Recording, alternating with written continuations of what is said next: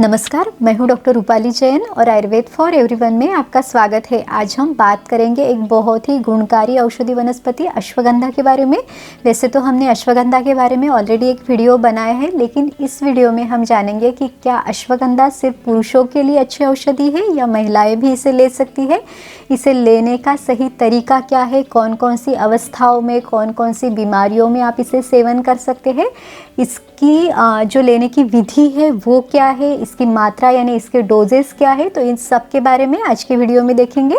पूरी जानकारी के लिए वीडियो आखिर तक ज़रूर देखिए और अगर आपने हमारे चैनल को सब्सक्राइब नहीं किया है तो सब्सक्राइब भी ज़रूर कीजिए। अश्वगंधा, इस नाम में दो शब्द है, अश्व और गंधा। अश्व यानी घोड़ा और गंधा यानी जिस वनस्पति को घोड़े जैसी गंध आती है वो अश्वगंधा है। इसका जो लैटिन नेम है वो है विथानिया सोमनिफेरा। सोमनिफेरा इस शब्द का अर्थ है नींद लाने वाला। तो जिनको नींद नहीं आती उनके लिए अश्वगंधा एक बहुत अच्छी औषधि है।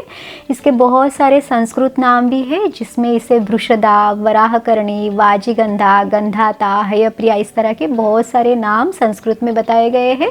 और इसकी जो जड़ें है, इसके जो रूट्स है, उसका औषधि बनाने में उपयोग किया जाता है। फिर चाहे वो अश्वगंधा का चूर्ण हो या फिर बाकी जो भी औषधियाँ इससे बनाई जाती है, उसमें इसकी जड़ों का प्रयोग किया जाता है। इसका जो रस या इसका जो स्वाद बताया गया है वो है मधुर तिक्त कषाय, यानी मीठा, कड़वा और कसेला स्वाद इसका बताया गया है।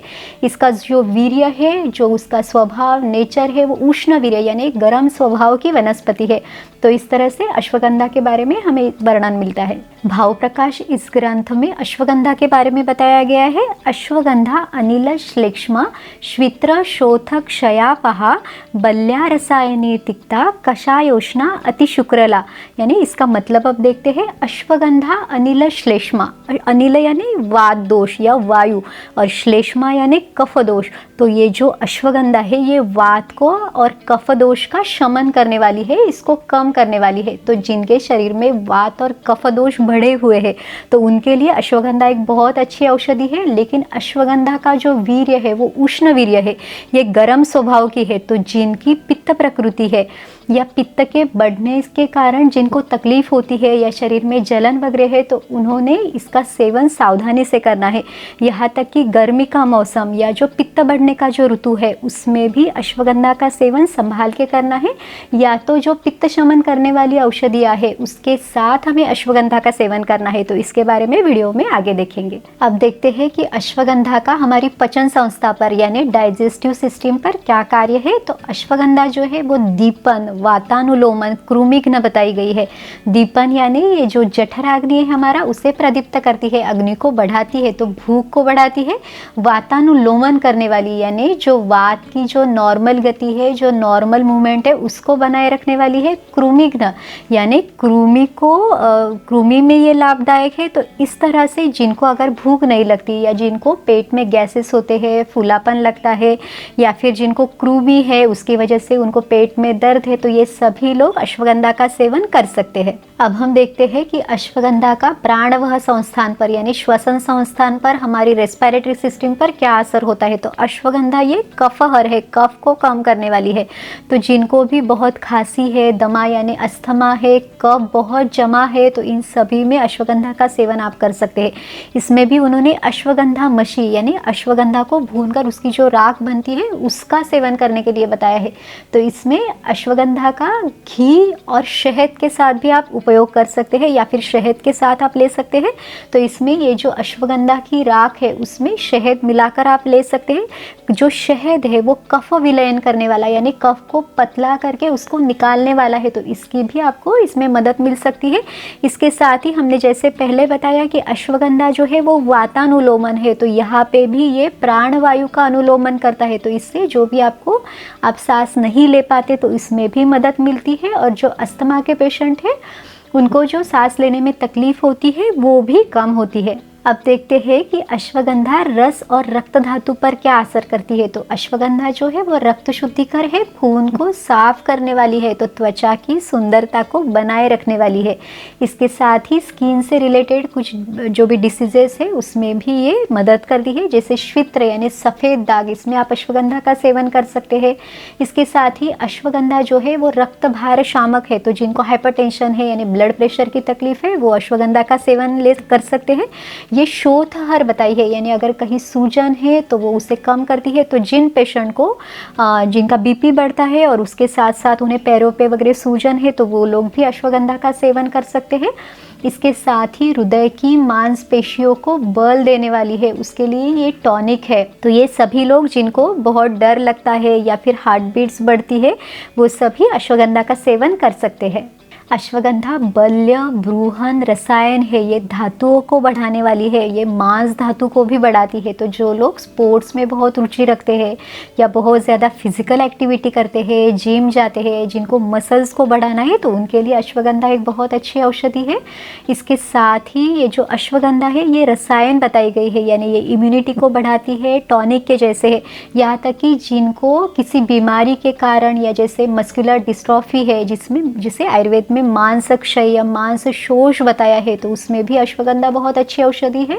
यहाँ तक कि जिनको जो स्नायु है या जो मसल्स है, नसें है, इनसे संबंधित कोई बीमारी है, जैसे फिर डायबिटीज़ में डायबिटिक न्यूरोपैथी है यानी नसों पर भी असर है, तो इसमें भी आप अश्वगंधा का सेवन कर सकते हैं। अश्वगंधा का नाम विथानिया सोमनिफेरा है। सोमनिफेरा यानी स्लीप इंड्यूसिंग, नींद लाने वाला। तो जिनको नींद नहीं आती उनके लिए अश्वगंधा एक बहुत अच्छी औषधि है। इसके साथ ही जिनको कोई मानसिक तनाव है, टेंशन है, एंग्जाइटी है या फिर ओवर थिंकिंग है, दिमाग में कुछ ना कुछ विचार चलते रहते हैं या फिर किसी बात का बहुत ज़्यादा डर लगता है या फिर जिनको चिंता बहुत होती है, हर बात में कुछ ना कुछ सोचते रहते हो, इन सभी के लिए अश्वगंधा एक बहुत अच्छी औषधि है। ये नींद भी लाती है और जो मानसिक तौर पे भी उन्हें बहुत बैलेंस करती है, उनको शांत रहने में ये मदद करती है। अश्वगंधा शुक्र धातु वर्धक है। देखिए वैसे तो अश्वगंधा सभी धातुओं पर यानी सप्त धातुओं पर काम करने वाली है, लेकिन ये शुक्र धातु को भी बढ़ाती है, शुक्राणुओं को बढ़ाती है। तो जिनके शरीर में शुक्राणु की कमी है या फिर उसके कारण अगर वंध्यत्व है तो वो लोग अश्वगंधा का सेवन कर सकते हैं। बहुत सारी जो वाजीकरण औषधियाँ है उसमें भी अश्वगंधा का प्रयोग किया जाता है। पुरुषों के साथ साथ महिलाओं के लिए भी अश्वगंधा एक बहुत अच्छी औषधि है। देखिए आमतौर पर यही समझा जाता है कि अश्वगंधा सिर्फ पुरुषों में दी जाती है, लेकिन ऐसा बिल्कुल नहीं है, महिलाएं भी इसे ले सकती है। खासकर जिन्हें गर्भाशय से अगर संबंधित कोई अगर कमज़ोरी है या फिर सफ़ेद पानी की तकलीफ़ है, जिनको कमर में बहुत दर्द है या फिर गर्भस्राव या गर्भपात की हिस्ट्री है, तो वो महिलाएं अश्वगंधा का सेवन कर सकती है। इसमें जो अश्वगंधा है ये गर्भाशय की मांसपेशियों को बल देने वाली है, थकान को कम करने वाली है, कमर दर्द वगैरह जो है उसको कम करने वाली है, तो महिलाएं इसे ले सकती है। इसे सेवन कैसे करना है ये हम आगे देखेंगे। अश्वगंधा से बनी अलग अलग औषधियाँ हैं, तो इसमें आप अश्वगंधा का चूर्ण ले सकते हैं। जैसे इसे अश्वगंधा का ये चूर्ण है यानी पाउडर है। इसके साथ ही अश्वगंधा की गोली, फिर इसमें आप टैबलेट या फिर कैप्सूल आप ले सकते हैं। इसके साथ ही अश्वगंधा रिष्ट या अश्वगंधाधिक्वात यानी ये लिक्विड फॉर्म में है, ये भी इसका भी सेवन आप कर सकते हैं। या फिर अश्वगंधा व लेह या फिर अश्वगंधा रसायन भी मिलता है। इसके साथ ही अश्वगंधा घृत यानी अश्वगंधा से बनाया हुआ घी भी आप ले सकते हैं। तो इस तरह से अलग अलग रूपों में इसका वर्णन आयुर्वेदिक ग्रंथों में मिलता है, और जो दवाइयाँ बनाई जाती है उसका भी रेफरेंस ग्रंथों के अनुसार ही इन दवाइयों को बनाया जाता है। लेकिन जो आजकल अलग अलग कॉम्बिनेशंस में अश्वगंधा मिलती है, उसे लेने से पहले आप चिकित्सक की सलाह ज़रूर लें और उनके सलाह के अनुसार ही आप इसका सेवन करें। अब देखते हैं कि अश्वगंधा को सेवन करने की सही विधि क्या है, हमने इसे कैसे लेना है और इसकी मात्रा यानी इसका डोज कितना होना चाहिए। तो देखिए ये अश्वगंधा चूर्ण है। ये जो अश्वगंधा चूर्ण है इसको आपने आधे से 1 चम्मच, अब देखिए ये है आधा चम्मच, आधे से फिर 1 चम्मच तक की मात्रा में आप इसे ले सकते हैं। इससे लेते समय आप इसे एक तो दूध के साथ ले सकते हैं, थोड़ा सा गुनगुना दूध लीजिए, उसमें आप ये जो चूर्ण है इसको मिक्स करके दूध के साथ ले सकते हैं। इसमें आप स्वाद के लिए थोड़ी सी मिश्री भी आप इसमें डाल सकते हैं, क्योंकि अश्वगंधा का जो चूर्ण है उसकी टेस्ट उतनी अच्छी नहीं रहती, उसको हल्का सा थोड़ा स्मेल आता है। तो इसको कम करने के लिए और उसके स्वाद को बढ़ाने के लिए आप मिश्री भी डाल सकते हैं। अगर आप मिश्री नहीं इस्तेमाल करते तो ना डालेंगे तो भी चलेगा। इसके साथ ही जिन लोगों को बहुत ज़्यादा खांसी है या फिर दमा है, जिनको कफ जमा हुआ है, तो इसमें अश्वगंधा का चूर्ण आप शहद और घी के साथ ले सकते हैं। तो इसमें शहद और घी की विषम मात्रा लेनी है। जैसे अगर आपने घी 2 चम्मच लिया तो शहद आपने 1 चम्मच लेना है, तो इस तरह से आप ले सकते हैं। तो इसमें अश्वगंधा का चूर्ण आधा से 1 चम्मच, फिर 2 चम्मच घी और 1 चम्मच शहद, इसको मिक्स करके फिर आपने लेना है। या फिर आप अगर किसी को पित्त बहुत ज़्यादा बढ़ता है तो ये जो अश्वगंधा का चूर्ण है इसे आप गिलोय का सत्व, ये जो गिलोय का सत्व है ये थोड़ा सा आपने लेना है और आधा चम्मच अश्वगंधा का चूर्ण इसके साथ आप मिलाकर ले सकते हैं। या फिर अश्वगंधा के साथ आप जो आंवले का चूर्ण है, आंवला चूर्ण है, अमल की चूर्ण है, इसको भी आप साथ में ले सकते हैं। या फिर आप गाय के घी के साथ भी अगर अश्वगंधा को लेंगे तो जिनकी पित्त प्रकृति है या जिनको पित्त बहुत बढ़ता है तो उनको अश्वगंधा का जो गर्म नेचर है उसकी उतनी तकलीफ उनको नहीं होगी। जिनको अश्वगंधा का स्वाद उतना अच्छा नहीं लगता तो वो लोग अश्वगंधा की टैबलेट या फिर अश्वगंधा की कैप्सूल भी ले सकते हैं। तो ये जो है इसे आप एक गोली सुबह शाम आप ले सकते हैं। और जब आप अश्वगंधा का चूर्ण या फिर इसको दूध में मिलाकर जब आप लो तो हो सके तो खाली पेट लो। जब भी आप इसका सेवन अगर खाली पेट आप करते हैं तो इसका जो एब्सॉर्प्शन है वो भी फास्ट होता है, तो इसका जो रिज़ल्ट है वो हमें जल्दी मिलता है। इसके साथ ही हम अश्वगंधा सिद्ध दूध यानी क्षीर, हम इसे अश्वगंधा सिद्ध क्षीर यानी अश्वगंधा से सिद्ध किया हुआ दूध जो है वो भी आप घर पे बना सकते हैं। तो इसके लिए हमने 1 चम्मच अश्वगंधा का चूर्ण यानी लगभग 5 ग्राम अश्वगंधा का चूर्ण और 1 कप दूध और 1 से 2 कप पानी को साथ में उबालना है। इसमें सिर्फ दूध बचना चाहिए और उसमें आप मिश्री भी डाल सकते हैं। तो इसको आपने गरम गरम आप थोड़ा सेवन कर सकते हैं। इसको भी आप हो सके तो खाली पेट सेवन करें। तो इस तरह आप अश्वगंधा का सेवन कर सकते हैं।